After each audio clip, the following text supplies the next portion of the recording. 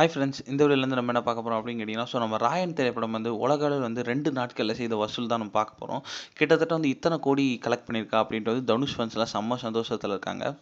விமர்சன ரீதியாகவும் சரி, வசூல் ரீதியாகவும் சரி, மக்கள் மத்தியில் ஒரு நல்ல வரவேற்பு நம்மளோட ராயன் திரைப்படம் பெற்றுட்டுருக்கு.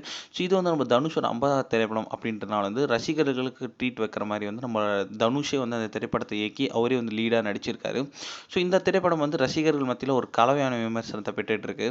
இந்த திரைப்படத்தோட பெரிய ப்ளஸ் நம்ம ஏஆர் ரகுமானோட மியூசிக் அப்படின்னே சொல்லலாம். இந்த திரைப்படத்தில் நம்ம தனுஷ் கூட சேர்ந்து நம்மளோட ஒரு துஷாரா விஜயன், எஸ்.ஏ. சூர்யா, சந்தீப், காளிதாஸ், செல்வராகவன் இந்த மாதிரி நிறைய பிரபலங்கள் இந்த திரைப்படத்தில் முக்கிய கதாபாத்திரத்தை நடிச்சிருந்தாங்க. சென்டிமெண்ட், ஆக்ஷன் இந்த மாதிரி இந்த திரைப்படத்தில் எல்லாமே இந்த திரைப்படத்தில் இருந்துச்சு. ஆனாலுமே இந்த திரைப்படத்துக்கு ஏ சான்றிதழ் கொடுத்துருந்தாங்க. இந்த திரைப்படம் கிட்டத்தட்ட ரிலீஸ் ஆகி 2 நாட்கள் ஆயிடுச்சு. இந்த 2 நாட்கள் உலக அளவில் கிட்டத்தட்ட ராயன் திரைப்படம் 46 கோடி வரைக்கும் கலெக்ட் பண்ணியிருக்கு அப்படின்றாங்க.